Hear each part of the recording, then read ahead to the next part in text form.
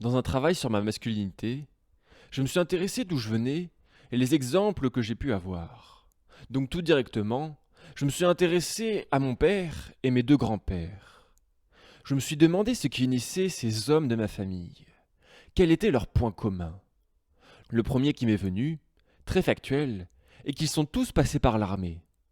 Dès le jeune âge en tant que volontaire, en guerre d'Algérie ou en tant que force française en Allemagne de l'Ouest, ils sont tous passés par la case militaire, par leur choix ou obligation de l'État. Et en effet, jusqu'à très récemment, tous les hommes passaient par l'armée. L'armée, son lavage de cerveau patriarcal, colonisateur, violent et assassin de sensibilité. Et c'est à travers ces faits, ce passé commun militaire qu'ont connu mes ancêtres et la plupart des hommes, que je propose une réflexion sur l'image qu'on nous propose de la masculinité. Tout d'abord, il faut reconnaître que la plupart de ces jeunes hommes n'ont pas de père. Pas de père présent pour eux ou qui ne les abuse pas. La violence paternelle est quelque chose de très répandu sur les enfants, et bien que cela se soit apaisé, ça reste encore très présent. La plupart de ces hommes sortent de l'enfance en ayant été battus et ou négligés. La sortie de la cellule familiale correspondant souvent à l'entrée à l'armée et son service militaire. L'armée va leur apparaître l'organisation par excellence, via laquelle ils pourront être en contact avec une instance paternelle, enfin fiable, et sur laquelle ils pourront se repérer.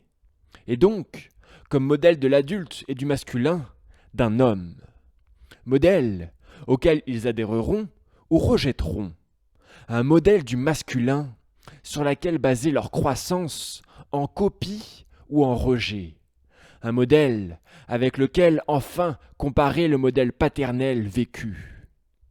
Peut-être que ce modèle n'est pas plus aimant, réconfortant, intelligent, ouvert, mais ce n'est pas grave. Parce qu'avec ce modèle, on accomplit, on fait quelque chose de concret. La brutalité est mise au service de la réalisation, et c'est à travers le dépassement de soi, les réalisations, qu'on établit une base pour sa construction. Malheureusement, les conséquences et finalités de ce dépassement de soi sont mises en second plan, avec des effets dévastateurs, même après avoir quitté l'armée, par le formatage ou traumatisme avec lesquels on ressort. Ce modèle militaire arrive donc après avoir passé toute sa jeunesse sous la soumission de la loi ou de l'absence de son père au moment de passer à l'âge adulte. On voit bien comment il est crucial dans le virage des garçons, sortant d'une autorité toujours connue pour une nouvelle. On passe d'une autorité de sang à une autorité de fait. J'obéis à mon père, car c'est mon père, devient j'obéis à mon supérieur, car c'est la loi, et sinon je finis en prison, voire me fais exécuter. Le modèle scolaire ou professionnel ayant lui aussi des ressemblances avec ce modèle. Les carences immanquables vécues avec le père, par son absence ou sa violence, auront soif d'être comblées. C'est là où l'armée arrive et présente son projet, et continue encore de le faire aujourd'hui.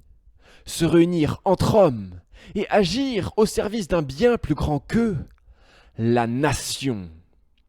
Après avoir cruellement souffert de modèles paternels permettant de se construire, comment ne pas être amadoué par cette belle et noble proposition?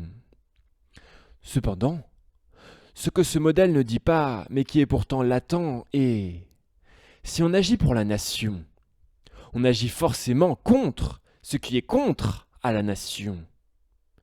Et qu'est-ce qui peut être considéré contre une nation, sinon d'autres nations ou la nature qui lui résisterait? Et qu'est-ce que la nation, sinon l'ensemble de ces hommes, occupant actuellement des postes de pouvoir politique ou militaire, voire religieux, et dictant des ordres hiérarchiquement?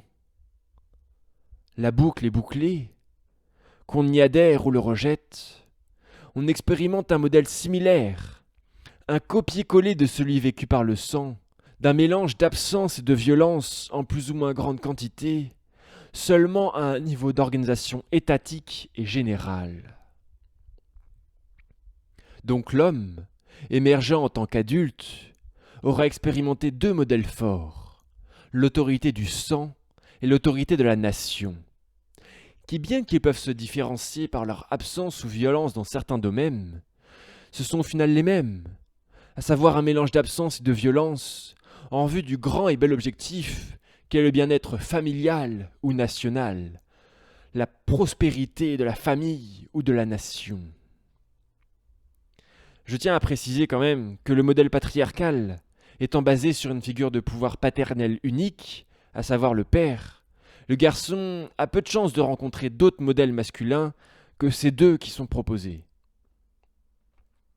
Mais qu'il s'agisse de la famille ou de l'État, il s'agit toujours d'organisations hiérarchiques, et donc en fonction de sa position et de son sexe, les droits et devoirs de chacun diffèrent. La mère a un statut différent et inférieur de celui du père. Le soldat, inférieur et différent du général. Réfléchir, c'est commencer à désobéir, dit un vieil adage militaire. Et lorsqu'il s'agit d'une organisation hiérarchique, c'est bien connu que c'est toujours ceux se situant le plus haut qui bénéficient le plus de la réussite de l'organisation. Par exemple, une entreprise réalisant beaucoup de bénéfices va donner plus d'argent au patron. Et donc ici, c'est le père, les généraux, les politiques. On pourrait donc résumer le beau message initial par « Conformez-vous à mon absence concernant vos besoins cruciaux et endurez ma violence en silence pour mon propre gain. » Avec en leitmotiv supplémentaire « Peut-être un jour, vous aussi, vous aurez l'opportunité d'avoir une position similaire à la mienne et pourrez en jouir comme je l'ai fait. » Tout en n'oubliant pas qu'on peut être subalterne au sein de l'armée et chef au sein de sa famille. Donc, en étant soumis dans un rôle, on peut très bien expérimenter le rôle paternel, le rôle décideur dans une cellule plus petite, et très souvent c'est la famille. Et dans le cas du père absent, sur ce qui m'est essentiel, on ne trouve pas en lui l'aide pour l'accomplissement du projet d'homme. Il y a des choses que le père n'accomplit pas. Il n'est pas là, mort, accro, alcoolique, malade, ou ne partage tout simplement rien avec ses enfants. Et je rappelle qu'un père, pouvant à la fois être violent et absent sur des domaines essentiels à la construction du jeune garçon, avec une position violente sur des domaines et une absence totale sur d'autres.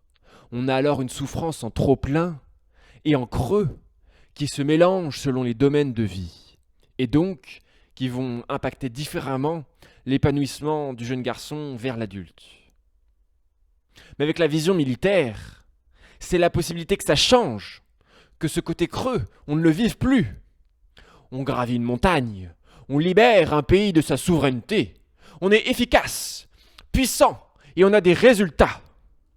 On obtient alors la vision de deux facettes de la masculinité qui nous semblent opposées, à savoir le masculin éteint, abusé, dégradé, ou le masculin travailleur et militaire que rien n'arrête. Mais ces deux visions ne sont que deux conséquences d'une même origine, toutes deux issues de la face d'une même pièce, qu'est la face du masculin destructeur, un côté destructeur et de l'autre détruit.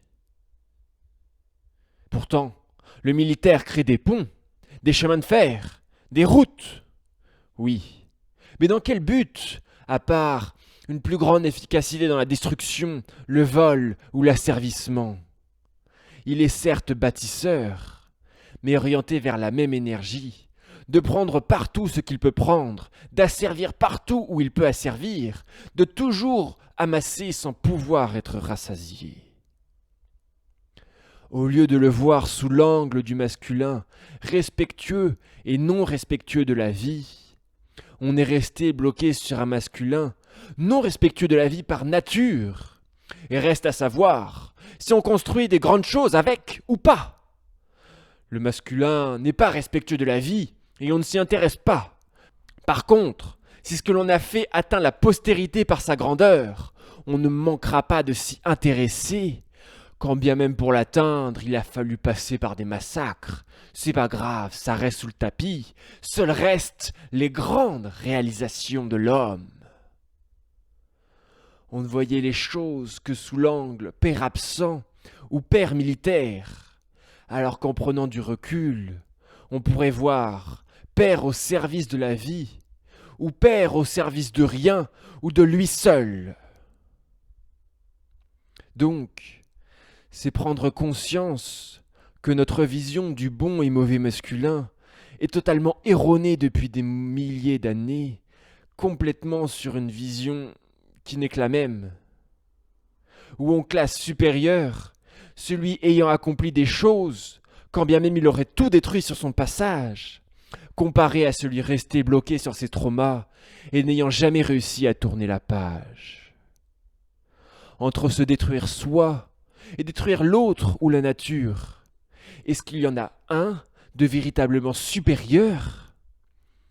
Les deux détruisent et sont bloqués dans cette machine de destruction et font partie de la même face du masculin complètement bloqué et possédé par cette machine de destruction, y étant convaincu que la seule liberté qu'il a, c'est de choisir ce qu'il détruira et comment. Donc l'homme est condamné à détruire ou être détruire, tant qu'il ne prendra pas conscience du jeu dans lequel il est pris, n'ayant à sa portée que des choix destructeurs envers les autres lui-même. Des choix étant sensiblement les mêmes et portés vers la destruction. Tuer quelqu'un ou se laisser tuer, appelleriez-vous ça vraiment un choix ?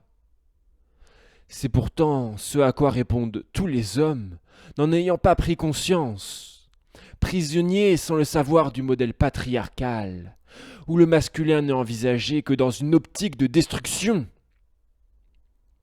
Mais bien qu'on y reste bloqué, l'homme ne va pas forcément commettre des crimes, mais d'une manière ou d'une autre, il y aura ce meurtre de réaliser, que ce soit envers les enfants, envers sa propre féminité, envers sa propre sensibilité, ou comment il va le traiter telle ou telle femme. Donc c'est voir que ce modèle, bien qu'il ne va pas jusqu'au meurtre, il va vers la destruction de certaines parties de l'humanité, de la nature. Il convient alors de réaliser le travail de différenciation entre ce qu'est le modèle masculin qu'on nous a proposé et ce qu'est le masculin, entre le yang ayant piétiné le yin, et le yin en relation nourrissante avec le yang, entre le patriarcat et le masculin voyant la richesse complémentaire du féminin, entre les modèles vérolés et caducs du masculin, et notre recherche rafraîchissante et vivifiante de ce qu'est et peut être le masculin. Un masculin exempt de modèles formatés, ne se laissant pas tuer sans non plus chercher à tuer, un masculin à dépoussiérer et surtout à décrasser des couches qu'on lui a collées pendant des millénaires. Voilà un projet qui devrait satisfaire les hommes en véritable quête de devenir des hommes.